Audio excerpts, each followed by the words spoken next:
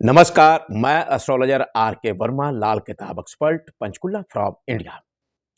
आप सभी को नव वर्ष की हार्दिक शुभकामनाएं।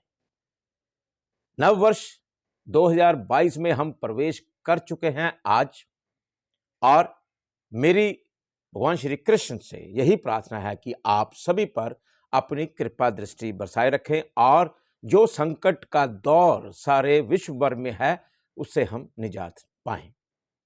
चलिए, आज मैं आपको बताने आया हूं, एक भविष्यवाणी करने आया हूं। सबसे प्रथम आप मेरे चैनल लाल किताब एस्ट्रोलॉजर आर के वर्मा को सब्सक्राइब कर लीजिएगा, लाइक करिए, शेयर भी करिए और बेल आइकॉन का बटन अवश्य दबाना है आपको, ताकि मेरे जितने भी आगामी वीडियोस हैं आप तक पहुंच सके एस्ट्रोलॉजिकली। चलिए, आज मैं भविष्यवाणी करने आया हूं हमारे हरियाणा प्रदेश के माननीय उप मुख्यमंत्री चौधरी दुष्यंत चौटाला जी के बारे में।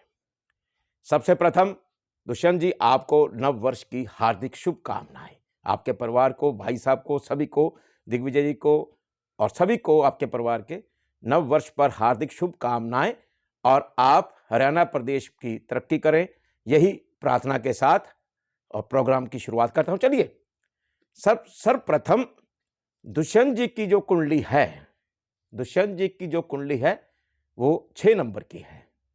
देखिए, आज एक सौभाग्य हुआ कि जब नव वर्ष 2022 का शुभारंभ हुआ, तब भी 6 नंबर की कुंडली बनी।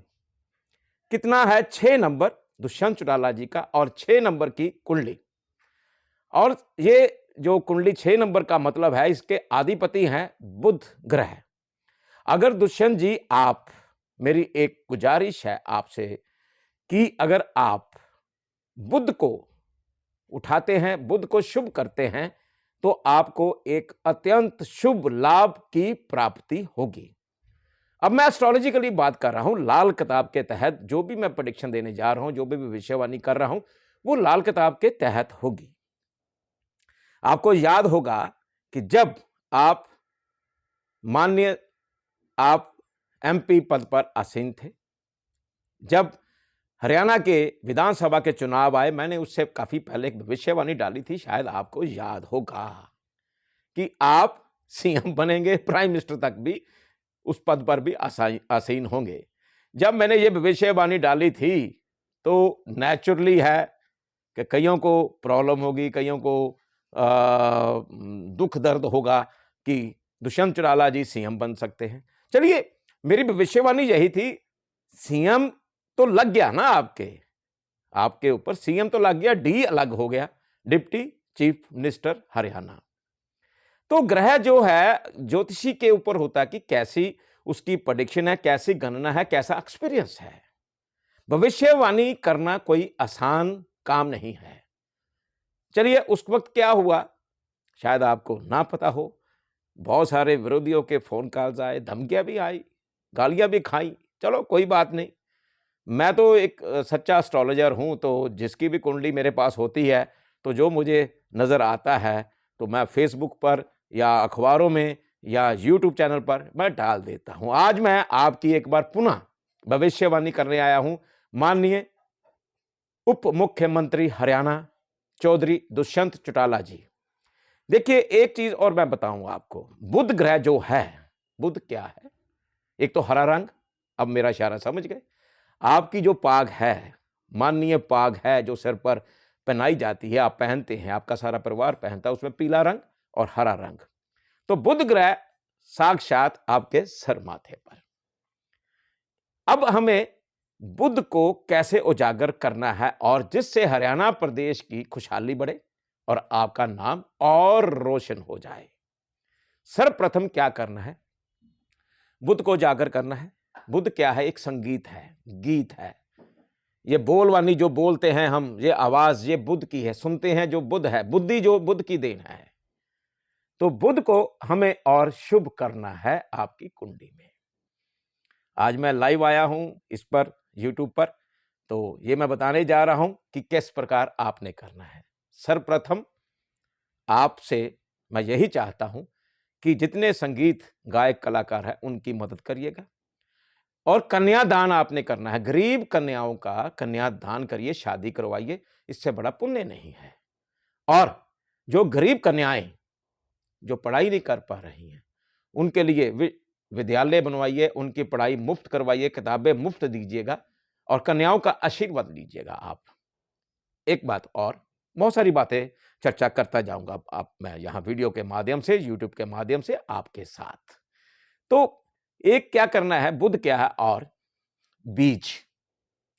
आप अपने शुभ हाथों से किसानों के संग जाइए, उनके खेत खलिहान में बीज मुफ्त दीजिएगा और अपने हाथों से भी उनकी क्यारियों में डालिएगा।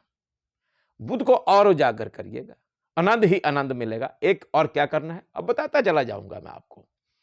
एक और क्या करना है, हिजड़ों की सेवा करनी है, उनसे आशीर्वाद लेना है। और क्या करना है, गुरुजनों या जिनसे भी आपने शिक्षा प्राप्त की है, उन अध्यापकों से आपने आशीर्वाद लेना है, उनकी मदद भी करनी है। और रोजगार दीजिएगा। जो अध्यापक गण कैजुअली काम कर रहे हैं, उनको परमानेंट करिए। आपके हाथ में है, आपकी सरकार है, आप कर सकते हैं। मैं तो एस्ट्रोलॉजिकली आपको बातें बता रहा हूं, एस्ट्रोलॉजिकली ज्ञान दे रहा हूं, ऐसे वैसे कुछ नहीं बोलता मैं। अगर मुझे कुछ लग रहा है तभी मैं यहां यूट्यूब पर मैं प्रोग्राम दे रहा हूं। और इसके साथ आपने क्या करना है, एक बहुत ही बड़ा कार्य करना है आपने।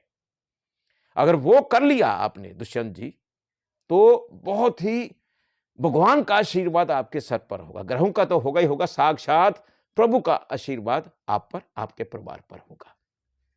एक चीज मैं यहां और बता दूं, आपका 6 नंबर का कुंडली और आपके पिताश्री मेरे बहुत ही प्रिय डॉक्टर अजय सिंह जी चौटाला जी की, अगर आप दोनों पिता पुत्र ये जो मैं चीजें बता रहा हूं और भी बता रहा हूं, तो ये अपनाएंगे तो लहरे बहरे हो जाएंगी आपकी। और क्या करना है, सबसे बड़ा कार्य एक और है, वो ये है कि पक्षियों को आजाद करवाएं, इस खुले आसमान में उड़ाएं। जिन्होंने पक्षियों को पिंजरों में बंद कर रखा है, आपके हाथ में सब कुछ है। ये महाघोर पाप है। अगर हमें कोई एक कमरे में बंद कर दे तो नहीं टिक सकते हम। वो बेचारे खुले आसमान में उड़ने वाले बेजुबान पक्षी, जिनको लोगों ने पिंजरे में बंद करके रखा हुआ है और सेल कर रहे हैं और घरों में रखा हुआ, क्यों रखते हैं ये? उनका घर जो है खुला आसमान है। अगर आप पक्षी ये आजाद करवाएं और खुले आसमान से अपने दोनों हाथों से छोड़ दीजिएगा, उड़ारी भरवा दीजिएगा और फिर देखिए ग्रह का क्या प्रभाव आप पर आता है। शुभ ही शुभ होगा। और एक चीज और बताने जा रहा हूं, अपने मौसी बहन बुआ से आशीर्वाद लीजिएगा, जिससे बुध ग्रह और ताकतवर आपका बनता चला जाएगा।